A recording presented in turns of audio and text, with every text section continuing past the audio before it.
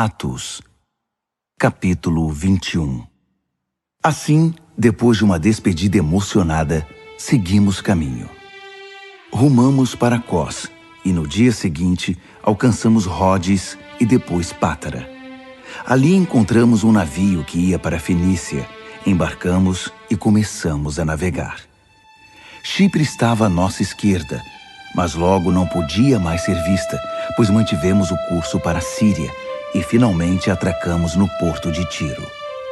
Enquanto a carga era desembarcada, procuramos os discípulos que viviam na cidade e ficamos com eles 7 dias. A mensagem deles para Paulo, baseada numa percepção concedida pelo Espírito, foi: não vá a Jerusalém. Quando nosso tempo acabou, eles nos escoltaram até as docas. Vieram todos, homens, mulheres, crianças. Foi uma grande festa de despedida. Ajoelhamo-nos na praia e oramos.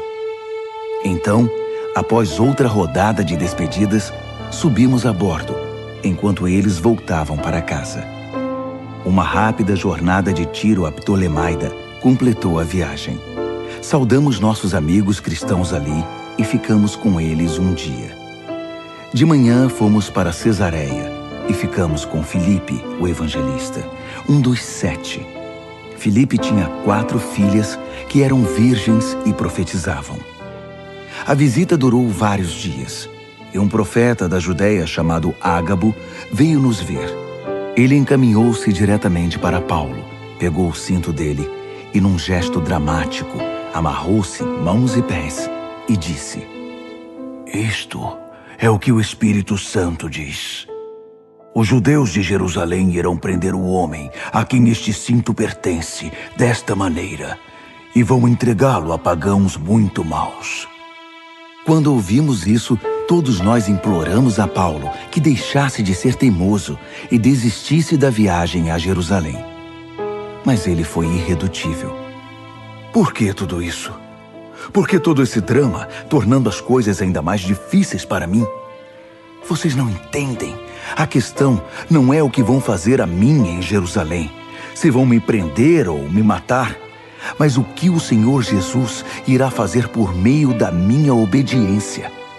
Não conseguem ver isso?" Percebendo que era inútil insistir, desistimos. "Está nas mãos de Deus. Senhor, seja feita a tua vontade." Isso aconteceu pouco antes de pegarmos a bagagem para ir a Jerusalém. Alguns dos discípulos de Cesareia foram conosco e nos levaram à casa de Minasom, que nos recebeu calorosamente como hóspedes. Natural de Chipre, ele era do grupo dos discípulos mais antigos. Em Jerusalém, nossos amigos nos receberam de braços abertos, com muita alegria.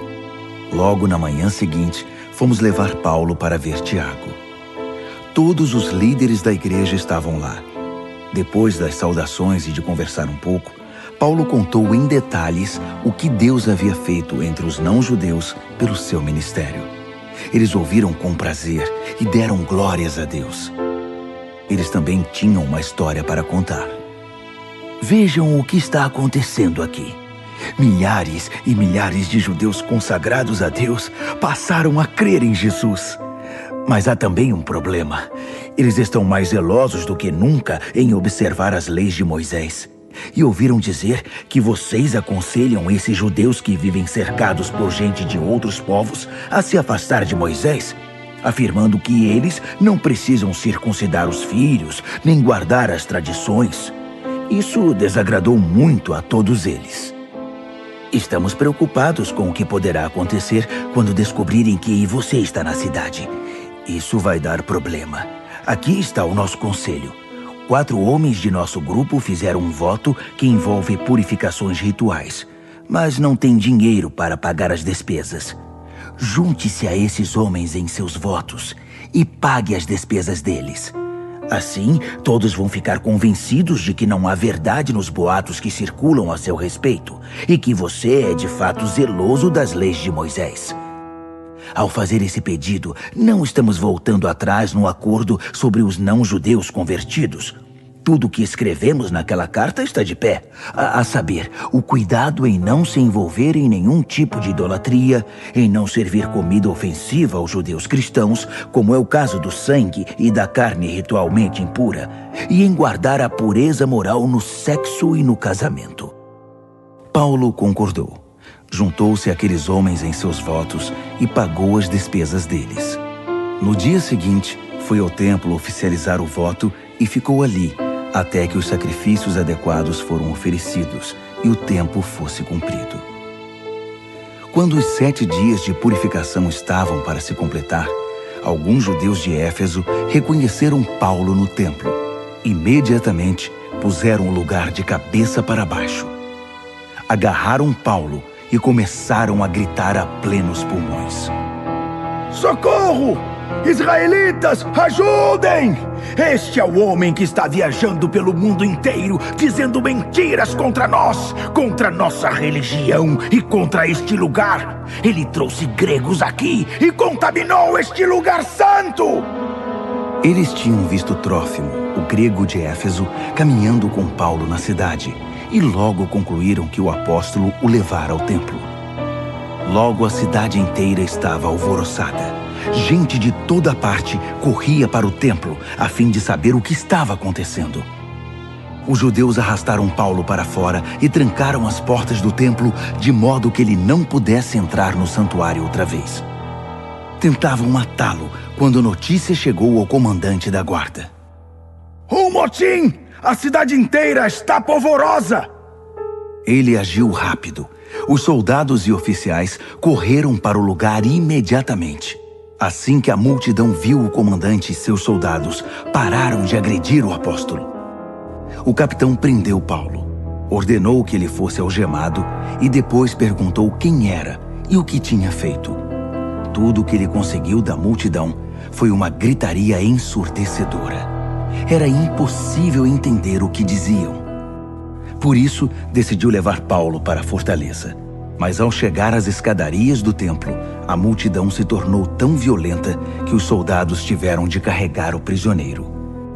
Enquanto o transportavam, a multidão ia atrás dele gritando: Mata! Mata! Quando chegaram às escadas, antes de entrar, Paulo disse ao capitão: Posso falar uma coisa? Ele respondeu: Eu não sabia que você falava grego. Pensei que fosse o egípcio que há pouco tempo iniciou uma rebelião aqui e se escondeu no deserto com 4.000 bandidos. Paulo respondeu: Não, eu sou judeu nascido em Tarso. Ainda sou um cidadão daquela cidade influente e tenho um pedido simples. Permita que eu fale à multidão. Em pé na escada, Paulo virou-se e levantou os braços. A multidão silenciou quando ele começou a falar em hebraico. Atos, capítulo 22.